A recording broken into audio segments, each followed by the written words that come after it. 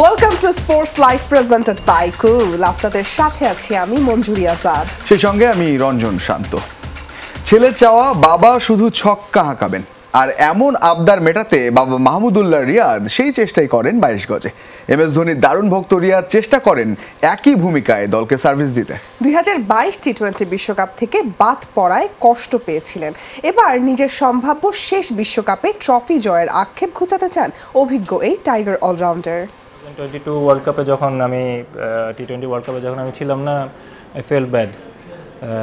আমার কাছে মনে হয়েছিল প্রবাবলি আমি টিমে থাকতে পারতাম। টি-20 বিশ্বকাপের 9টি আসরের এই একটিতেই কেবল খেলা হয়নি মাহমুদুল্লাহ রিয়াদের। তবে দল থেকে বাদ পড়ে নিজেকে অভিমানে গুটিয়ে নেননি তিনি। জবাবটা দিয়েছেন পারফরম্যান্স দিয়েই। সবশেষ ওয়ানডে বিশ্বকাপে ফিরে আরও একবার নিজের জাত চিনিয়েছেন 38 বছর বয়সী এই তারকা। চলতি টি-20 বিশ্বকাপেও দলের অন্যতম ভরসা তিনি। বয়স বিবেচনায় এটি হয়তো তার শেষ বিশ্বকাপ।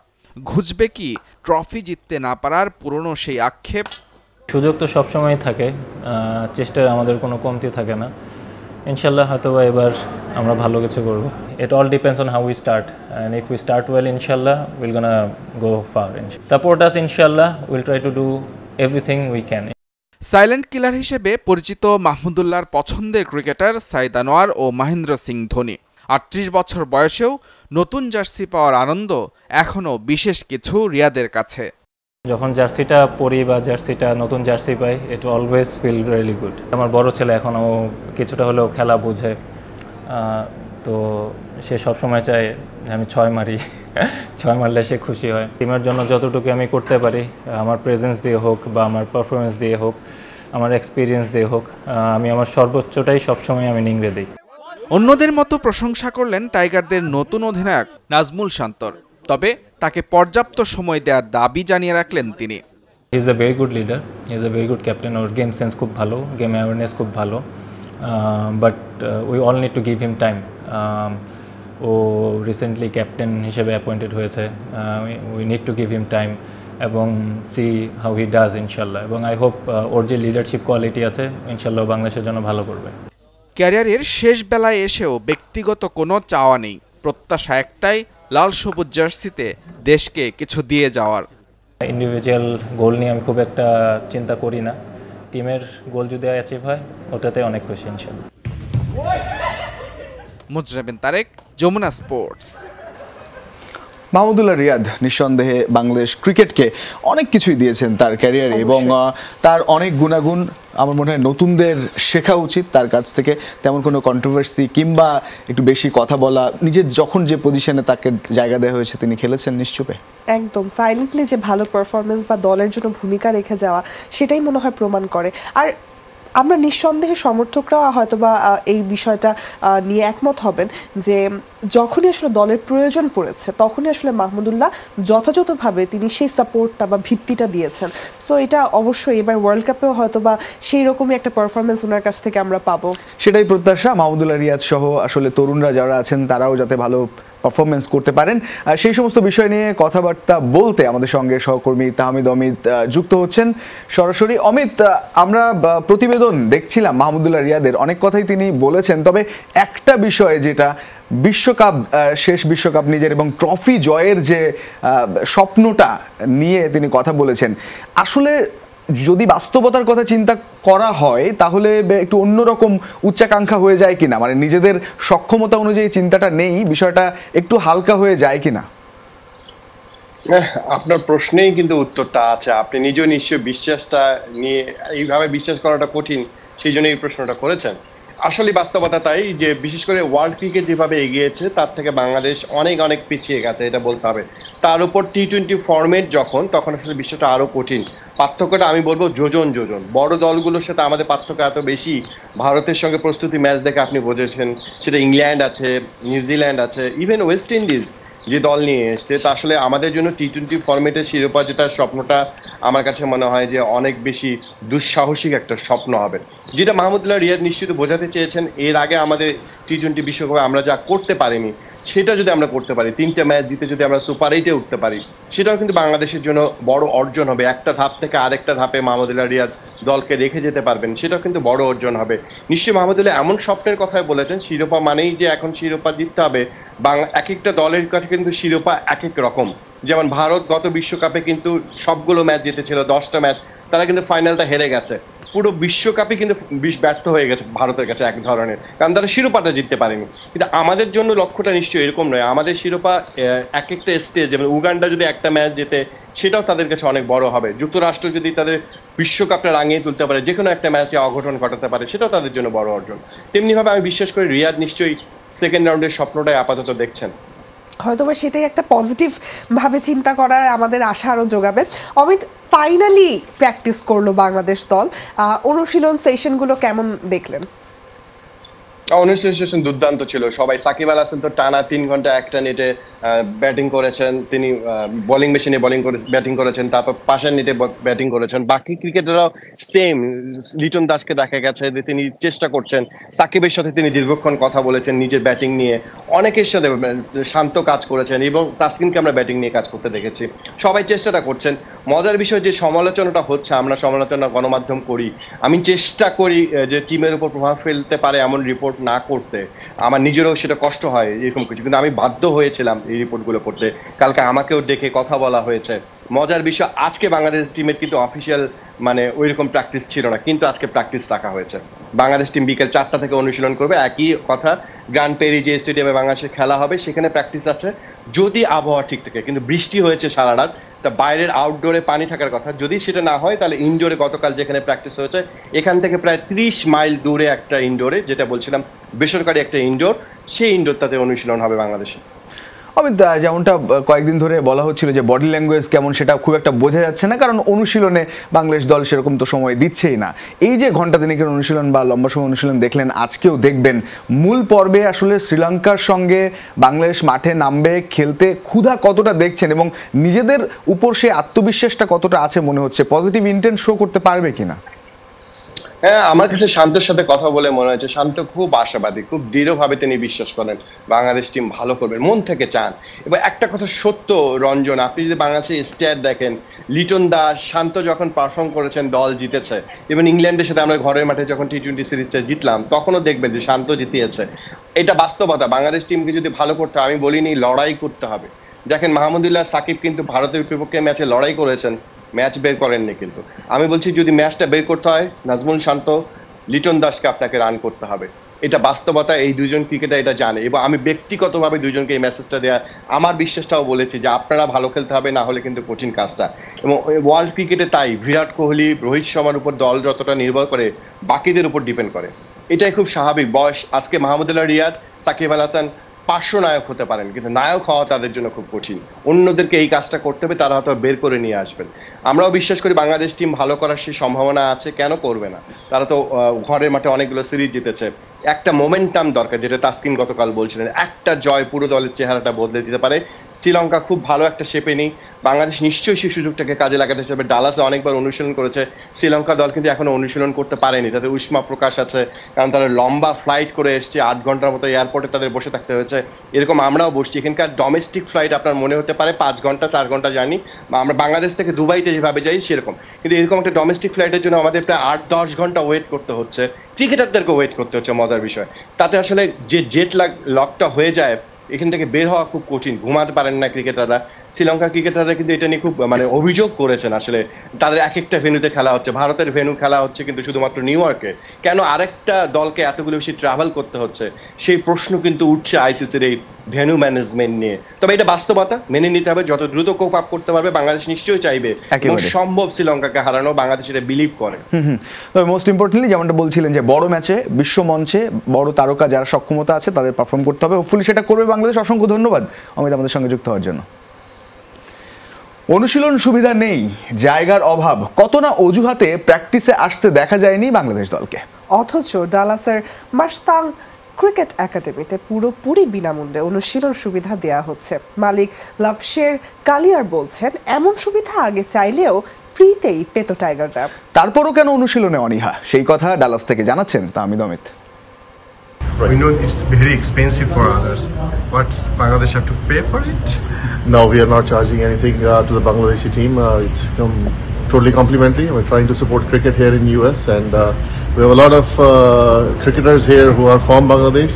So it's just our way of showing support and gesture towards the team. Anytime Bangladesh come, we're always here. We can support in any way we can.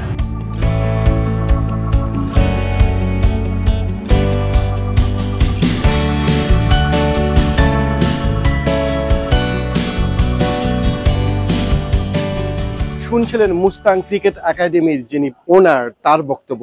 তার কথা এটা খুব পরিষ্কার, যদি বাংলাদেশ দল যে অনুশীলনটা করছে সেটা হচ্ছে ফ্রি অফ কস্টে করা হয়েছে। এত বড় নেট, প্রায় 11 মিনিটের এমন অনুশীলন সেশন করতে যেখানে খুব এক্সপেন্সিভ, প্রতি ঘন্টায় $70 পে করতে হয়, সেখানে বাংলাদেশের জন্য করা হয়েছে ফ্রি অফ কস্টে। মজার বিষয়, তিনি যেমনটি বলছিলেন, আসলে এর আগেও যদি বাংলাদেশ দল ডালাসে আসার পর তার সঙ্গে যোগাযোগ করা হতো, এই একাডেমির সাথে যোগাযোগ করা হতো, তাহলে কিন্তু বাংলাদেশ কোনো প্রকার টাকা খরচ ছাড়াই এখানে অনুশীলন করার সুযোগটা পেত। কিন্তু সেই সুযোগটা নেওয়ার চেষ্টা কি বাংলাদেশ করেছে? আমরা দেখেছি তাসকিন একা নেটে অনুশীলন করেছিল, কিন্তু সেই সুযোগ নেওয়ার চেষ্টা বাংলাদেশের কেউ করেনি। এই দিকেই বোঝা যায় আসলে সদিচ্ছার অভাবটা কতটুকু। তিনি বলছিলেন তার জন্য, তার একাডেমির জন্য, এই ইনডোরের জন্য অনেক বেশি সম্মানের, যে পাকিস্তান দল যেমন অনুশীলন করেছে, একই সঙ্গে এই জায়গাটা যে বাংলাদেশ দল যা আসছে অনুশীলন করবার জন্য, সেটাই এখানকার মানুষদের কাছে অনেক বেশি প্রাপ্তি। অর্থাৎ ফ্রি অফ কস্টের একটা অনুশীলন থেকেও সেটা বাংলাদেশ নেয়নি, যেখানে এরকম একটা অনুশীলন সেশন করবার জন্য অনেক প্রকার টাকা খরচ করতে হয়, অনেক বেশি টাকা দিয়ে তারপর বুকিং করতে হয়। আজকে যখন বুকিং করা হয়েছে অনুশীলনের জন্য, তখন কিন্তু এখানে আশপাশে আর কাউকেই রাখা হয়নি, অন্য কারোর জন্য না, এক্সক্লুসিভলি শুধুমাত্র বাংলাদেশের জন্য অনুশীলনের ব্যবস্থা করা হয়েছে, তাও আবার ফ্রি অফ কস্টে। এই জন্য বোধহয় বলা হয়, ইচ্ছে থাকলে উপায় হয়। বাংলাদেশ টিমের সেই ইচ্ছেটা কি আছে অনুশীলন করাটা? যেমনটি বলে, প্রস্তুতিটা যদি কঠিন করা যায়, বেটার করা যায়, পরীক্ষা তখন সহজ হয়। পরীক্ষাটা কি সহজভাবে দিতে চায় team management? Tahmid Ahmed, Jamuna sports, Dallas, যুক্তরাষ্ট্র। আবারও টি-20তে বিশ্বসেরা অলরাউন্ডারের মসনদ ফিরে পেলেন সাকিব আল হাসান। বিশ্বকাপে নিজেদের প্রথম ম্যাচে দক্ষিণ আফ্রিকার বিপক্ষে হার আর ব্যাট হাতে ডাক মারায় শীর্ষস্থান হারিয়েছেন শ্রীলঙ্কার অলরাউন্ডার ওয়ানিন্ত হাসারাঙ্গা। বিশ্বকাপ শুরুর আগে সবশেষ প্রকাশিত র্যাঙ্কিংয়ে 228 রেটিং পয়েন্ট নিয়ে যৌথভাবে শীর্ষে ছিলেন সাকিব ও হাসারাঙ্গা। কিন্তু দক্ষিণ আফ্রিকা ম্যাচে বল হাতে সাফল্য পেলেও ব্যাটিংয়ে ব্যর্থ হওয়ার কারণে পিছিয়ে গেলেন হাসারাঙ্গা। পয়েন্ট কমেছে সাকিবেরও, 223 পয়েন্ট নিয়ে শীর্ষে সাকিব। 2-এ নেমে যাওয়া লঙ্কান দলপতির পয়েন্ট 222। 212 রেটিং পয়েন্ট নিয়ে তৃতীয় স্থানে আছেন আফগানিস্তানের মোহাম্মদ নবী, আর চতুর্থ অবস্থানে আছেন জিম্বাবুয়ে অধিনায়ক সিকান্দার রাজা। বাংলাদেশিদের মধ্যে সেরা 10-এর মধ্যে আর কোনো খেলোয়াড় নেই। 46তম অবস্থানে আছেন মেহেদী হাসান মিরাজ। বিশ্বকাপ বাছাই পর্বের ফিরতি লেগের খেলায় বৃহস্পতিবার বাংলাদেশের মুখোমুখি হবে অস্ট্রেলিয়া। কিংস এরেনায় বিকেল 4:45টায় শুরু হবে ম্যাচটি। আই গ্রুপে নিজের অ্যাওয়ে ম্যাচে অংশ নিতে মঙ্গলবার ঢাকায় পা রাখে অস্ট্রেলিয়া। একদিনের বিরতির পর বুধবার নিজেদের ঝালিয়ে নিতে অনুশীলন করে অজিরা।